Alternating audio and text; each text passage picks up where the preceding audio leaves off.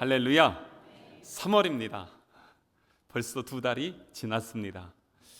지난 2달 동안 참 겨울에도 춥고 또 나라와 민족적으로도 참 힘들고 어려운 시간들을 보내고 있습니다.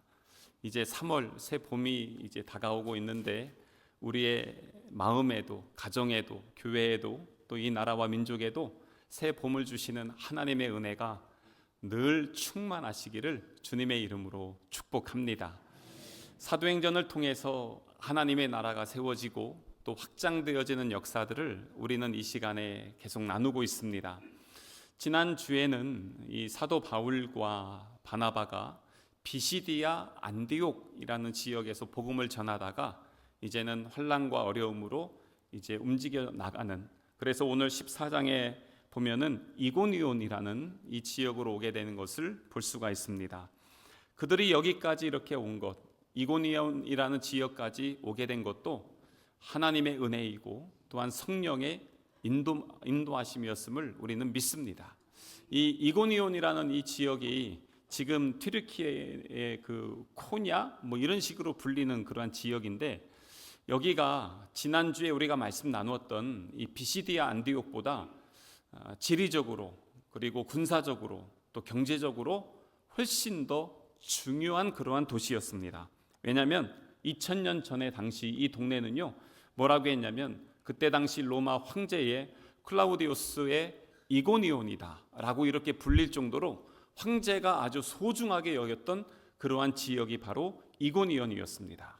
황제가 중요하게 여겼다는 것은 일반적으로 추측할 때 당연히 황제 숭배가 있겠고요, 온갖 우상들이 가득하겠고요, 로마의 문화가 가득한 곳, 그곳이 바로 이고니온이었다는 것을 우리가 알 수가 있습니다. 그런데 여기에 복음이 들어갔습니다. 그리고 이 지역에서도 예수 그리스도를 믿는 하나님의 자녀들이 세워지기 시작했습니다.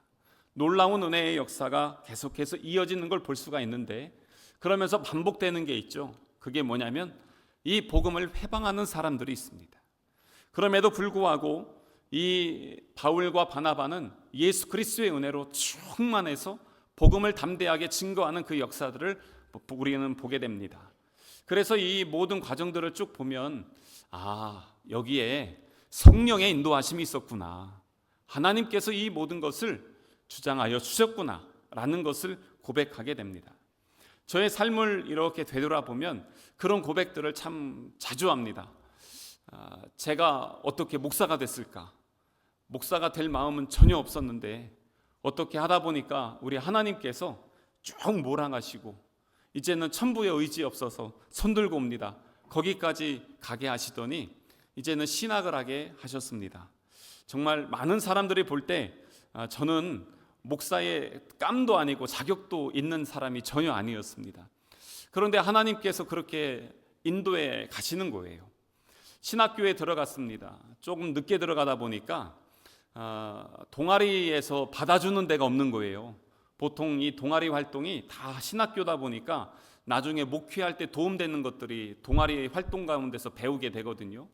그런데 나이가 많다고 거부하는 데가 참 많이 있었습니다.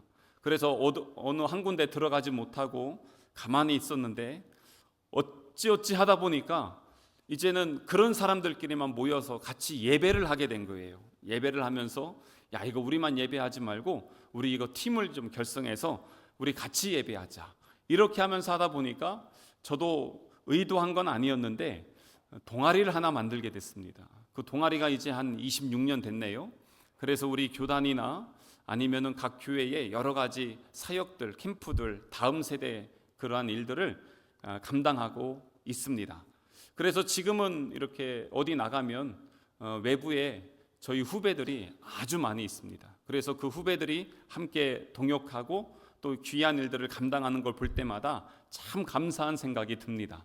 근데 제가 어디 나가서 한 번도 제가 만들었다는 얘기를 하지 않습니다. 왜냐하면 분명히 시작은 저로 했고 또 리더로 제가 7년을 있었지만 한만 되돌아봐도 제가 뭐 그와 관련된 것들을 배운 적도 없고 경험한 적도 없고 의도한 적도 없었기 때문에 이거는 내가 한 것이 아니다. 그래서 한 번도 제가 그런 얘기를 어디 나가서 하지는 않습니다. 요즘 우리 교회 이제 기도하실 때도 필리핀 선교에 관한 말씀들을 참 기도 많이 하시고 말씀도 많이 하는데, 처음부터 이렇게 하려고 의도한 것은 사실 아니었습니다. 제가 부임하고 나서 우리 교회가 이제 선교 헌금을 보내서 선교는 했지만 직접 가서 하는 선교는 하질 못했습니다. 그런데 그게 참 소중한 경험이거든요. 그래서 이걸 좀 같이 하고 싶은 마음이 아주 뜨거웠습니다. 어떻게 하면 좋을까? 그리고 어디를 선택해서 하면 좋을까? 다양한 선택지 앞에 필리핀 여기 하나님의 선교회는 다른 곳과는 다르게 선교사님이 없는 지역, 그리고 선교사님이 가지 않는 지역, 그러면서도 다른 데 갈 때는 선교사님하고 갈 때 제 경험상으로는 최소한 5, 6개월을 준비했어요. 그러면서 많은 것들을 가지고 갔어요. 그리고 거기 가서 다 쏟아붓고 오는 선교였습니다. 그런데 여기는 그냥 아무것도 준비하지 않아도 몸만 가면 현지인들이 환영해주고 함께 예배하고 은혜 받고 그리고 돌아오는 그러한 프로그램이었습니다. 여기가 좋겠다. 여기서 시작하면은 우리 교회의 선교가 잘 정착될 수 있겠지 하는 그 마음에서 시작했거든요. 그랬는데 하다 보니까 성도들의 헌신, 섬김들이 점점 깊어지고, 이번에도 수건을 좀 모아주십시오 그랬더니 집에 수건이 없었는지 몇몇 분들은 어디 가서 사오신 거예요. 새 봉지 이렇게 있는데 그걸 사오신 거예요. 왜 그랬을까요? 마음이 있기 때문에 그런 것입니다. 그 마음을 많이 함께 부어주셨습니다. 그러다 보니까 자연스럽게 이제 주변에서 우리 교회를 볼 때 성남교회는 선교하는 교회다, 필리핀 선교에 더 집중한다, 이런 이야기들을 요즘 종종 듣습니다. 그래서 저에게 문의합니다. 어떻게 시작했냐, 그리고 어떻게 하면 좋냐. 왜냐하면 우리도 하고 싶은데 어떻게 할 수 있는 방법이 없다. 그래서 이제 이런저런 이야기를 해주고 함께 동역하게 됩니다. 다음 주일 오후 예배 끝나고 제가 또 필리핀에 일주일 동안 다녀오게 됩니다. 이번에는 서산 지역에 있는 5개 교회, 여기 서산교회, 중앙교회, 여기 좋은교회, 신장교회, 그리고 우리 성남교회 5개 교회가 가지만 실제는 한 8, 9개 교회가 같이 가고 싶었는데 여건상 함께 가지 못해서 5개 교회가 가게 됩니다. 이제 우리 지역에 있는 교회들이 함께 동역하게 되고, 또 우리 지방의 여전도회, 권사회도 함께 동역하게 되면서 이렇게 점점 지경이 확장되어지는 것을 보게 됩니다. 처음부터 이렇게 의도한 것은 하나도 없었습니다. 그냥 단지 우리 교회 성도들이 선교의 그 기쁨, 하나님 나라 확장의 은혜를 함께 경험했으면 좋겠다 하는 그것만으로 시작을 했거든요. 그런데 우리 하나님께서는 이렇게 인도해 가시는 것입니다. 오늘 우리가 함께 읽은 사도행전의 말씀들도 계속 그런 것입니다. 사도 바울과 바나바가 첫 번째 선교지였던 구브로, 거기는 계획했던 곳이고 그래서 거길 갔습니다. 그 다음에 두 번째는 원래 버가라는 지역을 가고 싶었는데 거기에 갔다가 바울의 육신의 연약함으로 또 마가가 떠남으로 인해서 그 자리에 함께 할 수 없었고, 그래서 어쩔 수 없이 비시디아 안디옥이라는 곳에 가게 됐습니다. 그래서 그곳에서 복음을 전하면서 나중에 갈라디아서가 쓰여지게 되죠. 그렇게 되면서 거기에서 환난과 핍박 가운데 또 막 도망가서 가다 보니까 거기가 어디였냐면 오늘 우리가 읽은 이고니온이라는 그러한 지역이었습니다. 그러니까 자기들의 의도와 계획이 아니라 성령의 인도하심이 그 안에 있었던 것입니다. 그런데 가서 보니까 거기에는 하나님의 예비하심이 있었고 하나님의 섭리하심이 있었던 것을 보게 됩니다. 그래서 오늘은 우리가 이고니온에서 어떤 선교적 사명을 감당했는지 그것을 함께 보려고 합니다. 1절에 있는 말씀에 보면 이에 이고니온에서 두 사도가 함께 유대인의 회당에 들어갔다, 이렇게 말씀하고 있죠. 두 사도가 함께 했다는 것입니다. 여기에서 보면은 이 선교의 특징이 뭐냐면 두 사도가 함께 하는 것입니다. 동역하는 것입니다. 먼저는 두 사도라고 했는데 바나바와 바울을 이야기하고요. 이 성경에서 처음으로 바나바와 바울을 사도라고 칭한 곳이 바로 이곳입니다. 원래 바나바와 바울은 사도가 아닙니다. 그때 당시에 일반적으로 사도라고 하는 것은 조건이 한 3가지 정도가 충족이 돼야 됩니다. 첫 번째는 예수님의 12 제자 안에 들어있어야 됩니다. 그리고 예수님에게 택함을 받고 직접 가르침을 받은 사람이어야 됩니다. 그리고 세 번째는 부활하신 예수님을 직접 만난 사람들, 요것들이 충족이 돼야 사도라고 했습니다. 그래서 항상 바울은요, 자기는 사도라고 하지만 다른 사람들은 사도로 인정하지 않았습니다. 그것 때문에 항상 논쟁이 있었습니다. 그러다가 한참 후에야 사도로 인정을 받게 됩니다.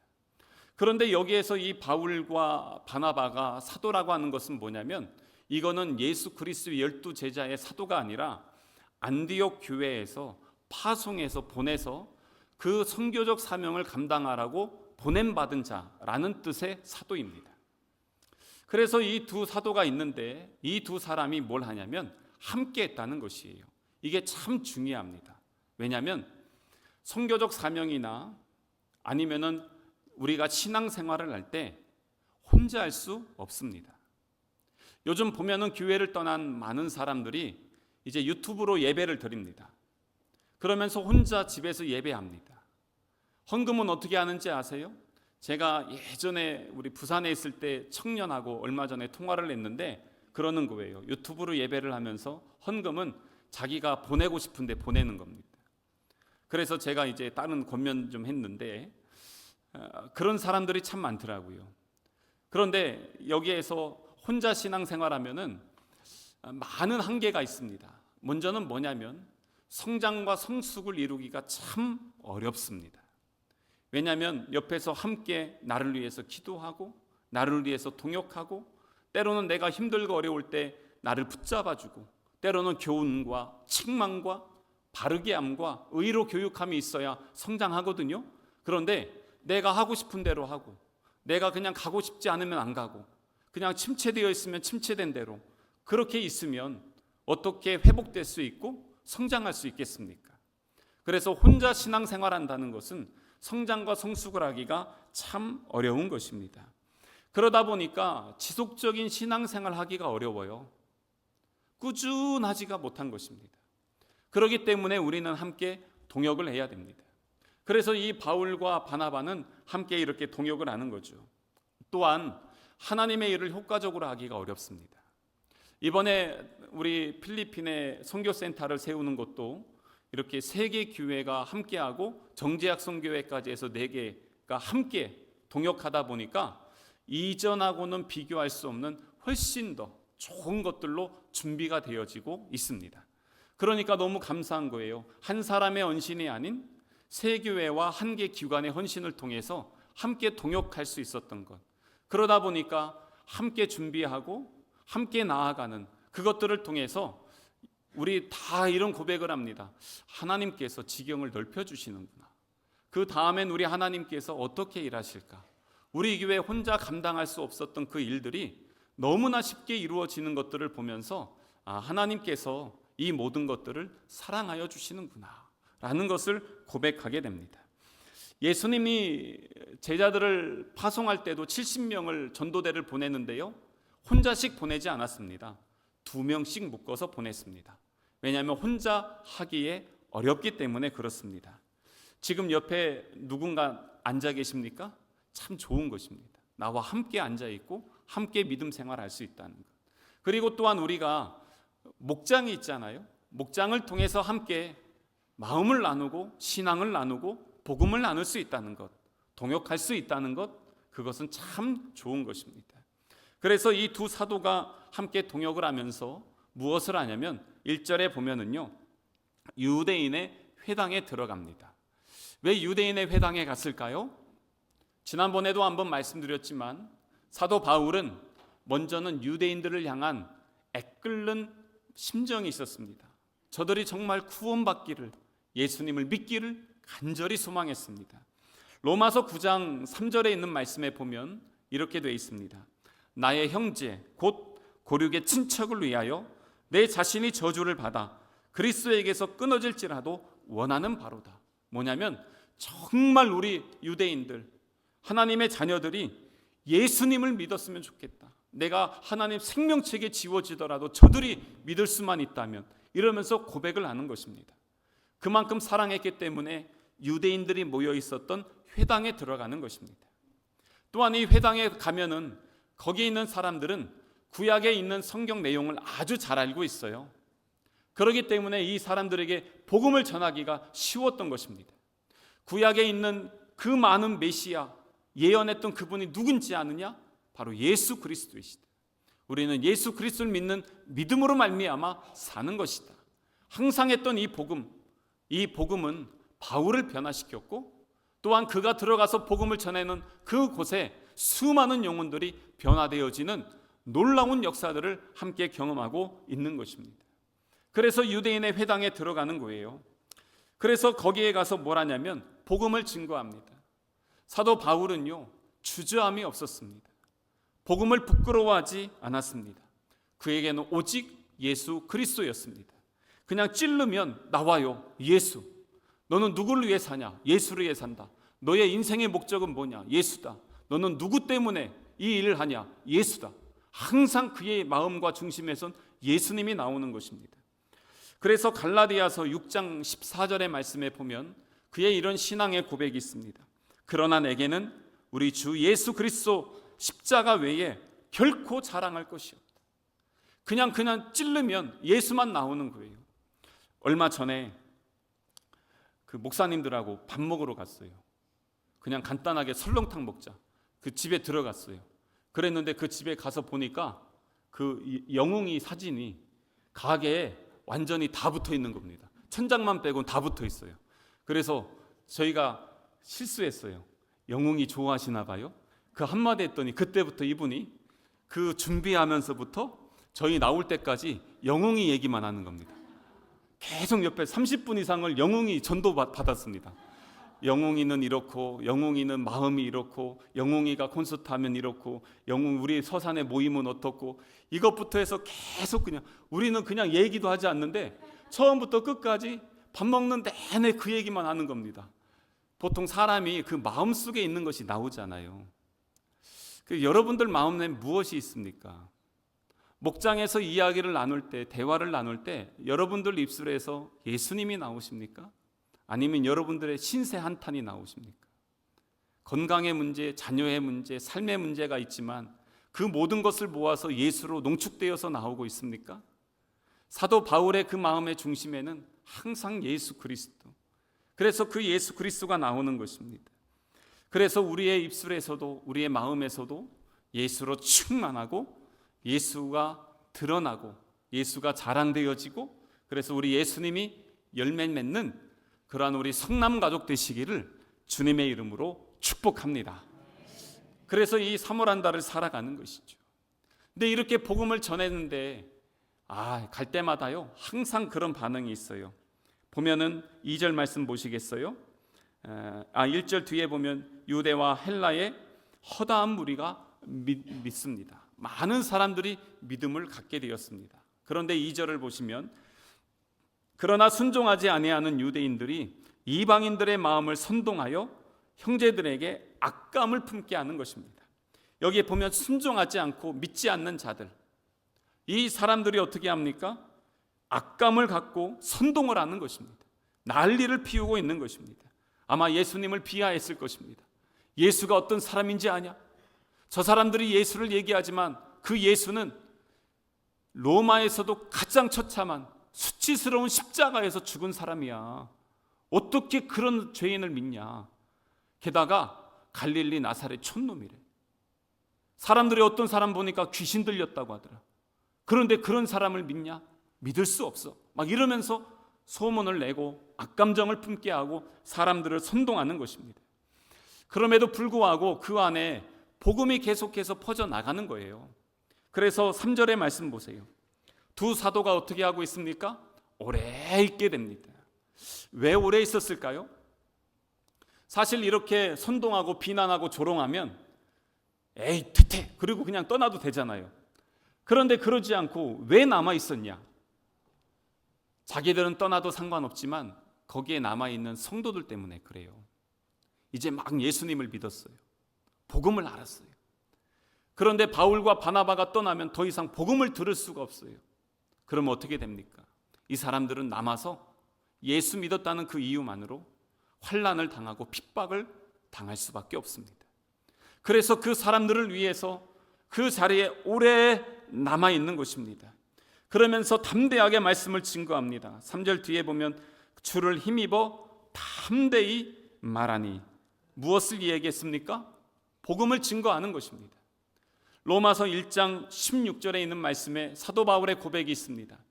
그의 고백을 보면 내가 복음을 부끄러워하지 아니하노니, 이 복음은 모든 믿는 자들에게 구원을 주시는 하나님의 능력이 됩니다. 할렐루야. 바로 그것이었습니다. 내가 복음을 부끄러워하지 않는다. 여러분, 예수님 부끄러워하십니까? 혹시 복음을 부끄러워하십니까? 그래서 혹시 주저하고 있지 않습니까? 그런데 이 담대하게 증거했던 그것은 바로 복음의 확신이 있었기 때문에, 예수 그리스도를 경험했기 때문에, 복음의 능력이 어떤 역사가 일어나는지를 늘 체험하고 있기 때문에 복음을 부끄러워하지 않는 것입니다. 나를 구원한 예수 그리스도, 나의 생명 되신 예수 그리스도, 그리고 또한 그들을 향한 긍휼의 마음이 있기 때문에 복음을 담대하게 외치는 거예요. 그러면서 계속해서 그 자리에서 버티는 거예요. 저는 이런 바울의 모습이 참 고마웠습니다. 수많은 사람들이 무엇인가 이런저런 조롱을 하고 그리고 핍박을 할지라도 그 자리에서 버티면서 견디는 거예요. 그 자리가 꼭 광야 같아요. 하지만 그 자리에서 복음의 향기를 발하기 위해서 끝까지 하나님의 은혜를 놓지 않고 생명의 향기를 발하고 있습니다. 나약해지지 않습니다. 아까 우리 마지막 찬양했던 내 안에 가장 귀한 것, 예수를 압니다. 그 어떤 것보다도 예수님을 알고 예수님을 믿는 것, 그것이 너무 좋은 것입니다. 그래서 믿음의 사람들은 늘 하늘을 바라봅니다. 위를 봅니다. 하나님, 나 주님을 바라봅니다. 나 주님을 의지합니다. 나 주님을 붙듭니다. 땅을 바라보면 실족하고 넘어질 수밖에 없어요. 환난과 시험에 어려움을 당할 수밖에 없어요. 그런데 주님을 바라봅니다. 주님이 내 안에 계시고 나와 함께 하시고 능력으로 나를 붙들어 주시기에 나는 지금도 주의 길을 걸어가겠습니다. 그렇기 때문에 그 역사를 이루어 나갈 수가 있는 것이죠. 그렇게 했을 때에 3절 뒤에 보면 주께서 그들의 손으로 표적과 기사를 행하게 하십니다. 이건 다음 주에 좀 더 나누겠습니다. 가는 곳마다 이런 하나님의 역사를 이루게 하여 주십니다. 그렇게 했더니 어떤 일들이 일어나냐면 4절을 보면요, 그 시내에 무리가 나누어졌어요. 무리가 나누어졌대요. 어떻게 나누어졌을까? 유대인을 따르는 자도 있고 두 사도를 따르는 자도 있다는 것입니다. 두 부류가 있습니다. 오늘도 보면은요, 예수 그리스도 안에서 두 부류가 있습니다. 예수님이 십자가 위에 달리셨을 때 좌우 강도를 보세요. 하나는 그 자리에서 예수님을 인정했습니다. 하지만 하나는 그 자리에서 우리 예수님을 저주했습니다. 지금도 우리는 이 자리에서 하나님을 예배하지만 또한 이 바깥에서 하나님을 믿지 않고 복음을 거부하는 수많은 자들이 있습니다. 근데 조금 더 한번 보면 이 자리에서 우리 지금 예배하고 있잖아요. 예배를 하는데 이 자리에서도 예수님을 인정하고 나의 주, 나의 아버지 하나님, 예수님을 만나는 자들이 있는데 혹시 예수님을 아직 못 만나고 있는 분 계십니까? 무리가 나눠지는 것입니다. 그래서 예수님은 사역할 때 보면 철저하게 분리시켰어요. 제자들이 있었고요, 무리들이 있었습니다. 제자들은 함께하면서 가르치지만 무리들은 불쌍히 여기시고 치료하면서 먹이셨지만 말씀을 나누는 수준이 달랐습니다. 그래서 여기에서도 지금 수많은 사람들이 예수 그리스도를 믿고 받아들이는 자들이 있었지만 그러지 못한 그 사람들이 있었다는 것입니다. 사랑하는 성도 여러분, 어느 편에 서시겠어요? 하나님 편에 서실래요? 아니면 세상 편에 서 있겠습니까? 하나님의 은혜 아래 있겠습니까? 내 명예와 권력을 쫓아 세상을 향해 나아가시겠습니까? 바라고 소망하기는 하나님께 가까이 하는 게 우리의 힘이에요. 하나님 편에 서서 하나님의 은혜 안에 거할 수 있는 우리 성남 가족 되시기를 주님의 이름으로 축복합니다. 근데 이렇게 하는데 5절을 보면요, 마음이 아파요. 5절을 보시면 이방인과 유대인과 그 관리들이 두 사도를 모욕하며 돌로 치고 또 다치려고 달려들고 있습니다. 돌로 치려고 달려드는데 제가 지난주에 TV를 보다가 이쪽 지역에 아직도 이런 일들이 있는 것이 TV에 나오더라고요. 방송으로. 어떻게 하냐면 명예살인이라는 거 있잖아요. 이런 사람들 잡아서 어떻게 하냐면 구덩이를 파놓고 구덩이에 사람을 넣더라고요. 그리고 이스라엘은 아니에요. 그쪽 지역인데 문화가 그런 것입니다. 그 이만한 돌들 있죠. 이걸 쫙 쌓아놓고 그 가운데 있는 그 들어가 있는 사람에게 돌을 던지기 시작합니다. 언제까지 던지냐? 그 사람이 죽을 때까지 던지더라고요. 그런데 이 사람이 살아날 수 있는 방법이 딱 하나 있다고 합니다. 그게 뭐냐면 돌을 맞으면서 구덩이에서 빠져나오면 살려준대요.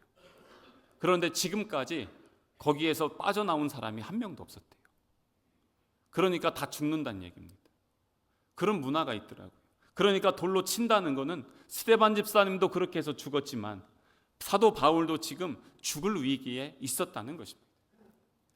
이러한 어려운 상황인데 우리는 지금 이 성경 말고 외경이라는 것이 있어요. 외경에 보면 바울행전이라는 게 있습니다. 바울행전에 보면은 바울이 이고니온에 가서 복음을 전했던 이야기가 기록이 되어져 있습니다. 그 중에 보면은 그 이고니온 지역에 데콜라라고 하는 한 여인이 있었습니다. 바울이 복음을 전하는데 그 복음을 전할 때 예수 그리스도를 영접했어요. 그리고 세례를 받았어요. 믿음으로 살면서 엄청나게 전도하면서 헌신했습니다. 그래서 5절에 보면은요, 어떤 사람이냐면 유대인과 그 관리들 있잖아요. 이 관리들이 이고니온 지역이 로마 황제가 사랑하는 도시인데 예수 복음이 자꾸 확장되니까 이거 안 되겠다. 이거 멈춰야 된다. 그래서 이 데콜라 여인을 잡았대요. 그리고 화형을 시키기로 하고 장작을 쫙 깔아놓고 그 한가운데 이 여자를 몸을 묶어버린 것입니다. 그리고 나서 기름을 붓고 이제는 불을 질렀는데 그 순간에 하늘에서 폭우가 내려서 불이 꺼진 거예요. 야, 이 죽일 수 없다. 그래서 죽이지 않았답니다. 그래서 이 여인이 나중에 이 동네에 도망가서 바울과 함께 다니면서 시종을 들면서 사역을 감당했다라는 이야기가 나오고 있습니다. 그러니까 우리는 그냥 한 절로 보지만 엄청난 박해가 있었던 것입니다. 수많은 환난들이 그 안에 있었다는 것입니다. 그런데 왜 그랬습니까? 그들이 복음의 능력을 받기 때문에 그렇습니다. 가만히 있으면 가정도 변하고 지역이 바뀌고 나라와 민족이 변화될 것 같다는 위기의식, 그게 바로 복음의 능력이었던 것입니다. 그래서 이런 일들이 일어나는 것이죠. 그래서 이 두 사도가 어떻게 했습니까? 6절에 보면 그들이 알고 도망하여 루가오니아의 두 성 루스드라와 도베와 그 근방으로 갑니다. 막 도망가는 거예요. 목숨이 경각간에 달렸기 때문에 막 달려갔어요. 근데 거기가 보니까 다음 주에 말씀에 나눌 루스드라라는 지역으로 들어가게 되어지는 것입니다. 근데 거기 가면 어떻게 할까요? 죽을 뻔했어. 요즘 보통 우리 얘기할 때 힘들면 그러잖아요. 근데 진짜 죽을 뻔한 거죠. 그리고 나서 뒤에 보니까 7절에 뭐라고 하고 있어요? 여전히 거기에서 복음을 전하는 바울과 바나바의 걸음을 볼 수가 있습니다. 근데 아까 서두에서 말씀드렸던 것처럼 그들이 이렇게 쭉 나아가는 그 과정들을 보면은요, 이 선교의 여정이 자기의 계획대로 되지 않아요.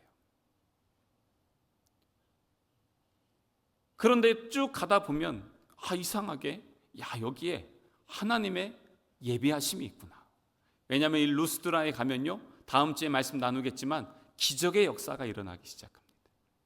그리고 여기 지역에서 누구를 만나냐면 바울의 영적 아들인 디모데를 만나게 됩니다. 만약에 거기 가지 않았다면 만나지 못할 훌륭한 믿음의 사람들, 하나님이 예비했던 사람들이 거기에 있었던 거예요. 그래서 하나님이 또 그쪽으로 보내셨던 거예요. 되돌아보니까 하나님의 섭리와 계획이 있었구나. 우리가 우리 인생을 살아오면서 여러분들 많은 계획과 그리고 비전을 가지고 살아왔어요. 근데 어땠어요? 여러분들 원하시는 대로 다 되셨어요? 여러분들 계획대로, 바라는 대로, 소망대로, 기도대로 다 됐어요? 어땠어요? 제가 확신하기는 안 됐을 것 같아요. 안 되더라고요. 때로는 내 계획이 꺾일 때도 있고 내 생각과 감정이 무너질 때도 있어요. 육신의 연약함으로 인해서 좌절할 때도 있었습니다. 게다가 만남도 있었는데 헤어짐도 있어요. 안타까운 상황들, 그러면서 또 우리의 인생의 길은 수고하고 무거운 짐을 지고 가는 그런 인생길이에요. 아니, 예수 믿고 복음을 전하는데 왜 이런 어려움이 있습니까? 당연한 거예요. 그런데 그 수많은 꺾임과 무너짐을 통해서 무엇을 경험하게 되냐면 나의 연약함을 경험하게 돼요. 아, 나는 내가 원하는 대로, 내가 소망하는 대로 안 되는 존재이구나. 나의 약함을 알기 시작할 때 하나님의 강함을 경험하게 됩니다. 나의 무능함을 인정할 때 하나님의 전능하심을 경험하게 됩니다. 나의 무지함을 하나님 앞에 내려놓을 때 전지하신 하나님, 모든 것을 창조하시고 운행하시는 하나님의 그 역사를 경험하게 되는 것입니다. 되돌아보니까 나의 꺾임과 무너짐, 이 모든 것은 하나님의 섭리였고 은혜였다는 것을. 그래서 이 모든 걸 모아서 사도 바울은 뭐라고 고백했냐면 나의 나 된 것은 오직 주의 은혜로 된 것이네 라고 그렇게 고백을 합니다. 우리는 그러한 자들입니다. 이렇게 쭉 가면서 우리의 인생 예측할 수는 없지만 반드시 붙잡아야 될 게 있습니다. 오늘 사도 바울과 바나바를 보세요. 무엇을 붙들고 있습니까? 예수 그리스도의 복음을 붙들고 있습니다. 그의 마음의 중심 흔들리지 않습니다. 어디에 가 있든 환난과 핍박이 있을지라도 그들은 지난주에 보시면 13장 52절 기쁨과 성령인을 충만함으로, 예수 충만함으로 살아가는 것입니다. 그러면서 가는 걸음걸음 나중에 되돌아보니까 하나님께서 그들을 통해서 놀랍게 역사하여 주신 것입니다. 3월이 시작되었습니다. 2025년 벌써 2달이 지났습니다. 우리는 앞으로 이 올 한 해가 어떻게 될지 모르겠지만 우리의 걸음을 이미 아시고 우리와 동행하시며 예배해 주시는 하나님의 은혜 아래서 복음을 붙들고 예수 그리스도의 은혜 아래서 날마다 승리하는 삶을 살아가는 우리 성남 가족 되시기를 주님의 이름으로 축복합니다.